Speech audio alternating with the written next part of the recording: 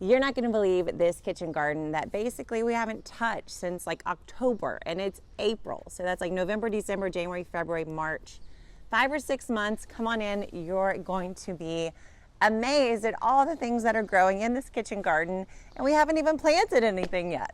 So first off, we have got some lavender hanging on. We've got thyme. Look at the oregano, people. Look at the oregano. The sage is here. The lavender is here. We've got a little bit of rosemary that's not going to come back. But look at the parsley. The parsley, y'all. What in the world? We got parsley. We got Swiss chard that's still here. I mean, what? We've got more parsley. We've got a little bit more parsley. We've got some thyme. If y'all want parsley, come to this garden, okay?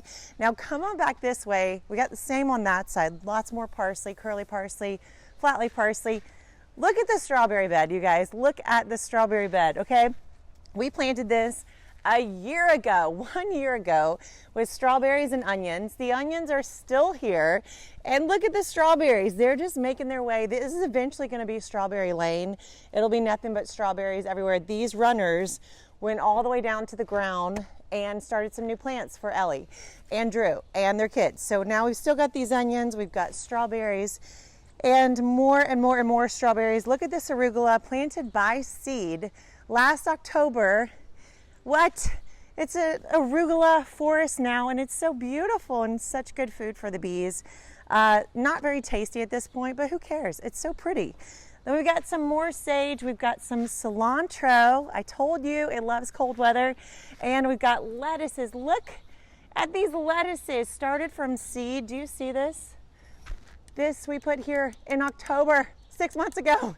Okay, we got these lettuces. Look at the oregano that's come back. The chives, I told you, they're so easy. Now Ellie has these pansies she hasn't yet planted. That's why we're here. Look at the thyme. Oh my gosh, isn't this, y'all, this made it through like inches of snow this winter. It is just fantastic. We got chives, we got some flowers hanging on, we've got oregano, and look at the kale, the gorgeous, beautiful kale. All right, now we're gonna turn around and check out the one last bed I gotta show you. All right, we've still got lettuce from this time last year. Look at this butter crunch, look at this mix, oh my goodness. And then we've got some carrots coming up. I don't think they're ready yet, but look at this. I mean, starting to be ready. Ellie's garden is magical. This Toscano kale we're gonna pull, but look, it's giving food to the bees, taking care of the pollinators, even when we haven't touched this garden.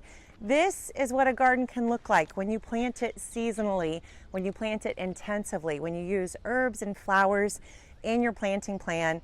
The garden can take care of itself and fill itself up even when you haven't gotten outside yet to plant. So now I'm ready to get my hands dirty and add some more plants to this already abundant garden.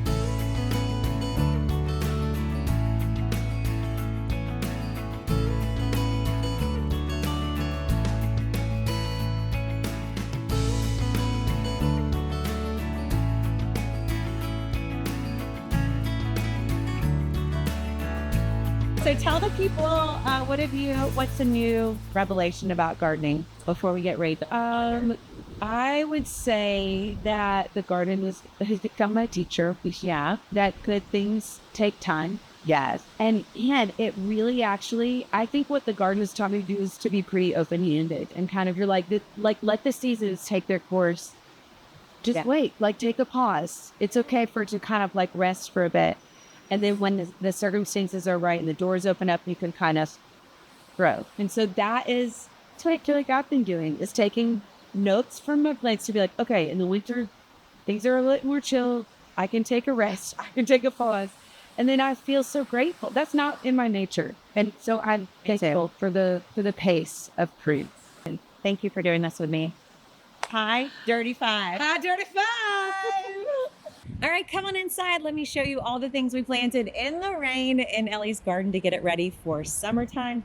First up, we added a ton of mushroom compost, 2 to 3 inches in each bed. This is going to help give enough nutrients, replenish the soil from the top down so that all these plants get everything they need to grow.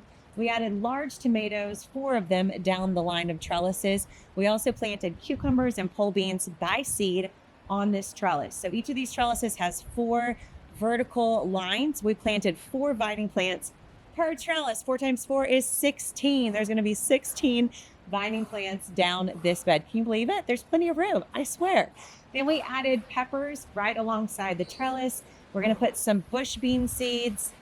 It's kind of dirty, right alongside those peppers. And then we kept our herbs, added some salvia and marigolds. Now let me show you the big bed. We didn't have to do a thing to this strawberry bed. The strawberries and the onions came back. They're thriving. They've already got lots of flowers. That means lots of fruit. But in this back bed, we did have to start pretty much from scratch. We kept some of the herbs. We added some compost as well. We've got tomatoes and cucumbers all along the back panel trellis. We added both bell peppers and jalapenos. We've got marigolds and salvias right along the front of the bed. Plus we added melon. So we're going to have some cantaloupe and melon, watermelon falling over the bed, just growing through the pathway like wild. Ellie likes things wild, so we're giving it to her, okay? Then we've got some cilantro that's left. It'll be done soon. So much sage. We got some lettuces. And then we added a few more squash right here in the middle. More peppers, more cucumbers, more peppers and tomatoes. And we're going to keep these kale as long as we can. I'll give her a couple extra just in case. So we left this one bed for Ellie. She loves flowers in her garden space. So she's going to have some seeds. We're going to leave her some sunflower seeds from our Gardenary collection and some nasturtiums and this other lemon queen for her to fill this up with seeds for flowers. And now we're all ready to go. So this is what you can do when you have a garden that's growing season after season. You come in, you pull the spent plants, add a little bit of mushroom compost, fill in the blank spaces, add seeds at the end, and then you're ready for the next season. So if you need help to know what to plant, when to plant it, you got to grab the Gardenary calendar. It's at gardenary.com/calendar. You can give us 2 dates. We'll tell you all the rest. And if you want to see what Ellie Holcomb's garden looked like a year ago when I first got a hold of it, you can watch the next video. So this shows you how we started in Ellie's garden a year ago, what it looked like, and how I got to transform it with the Gardenary touch. So go check out that video, see how this garden started a year ago. It'll inspire you on the possibilities of your space too. All right, thanks so much for watching. Be sure to give me a thumbs up, subscribe to the channel. Don't leave before you do, and put a comment below. Tell me your favorite thing about this cool, magical space at Ellie Holcomb's.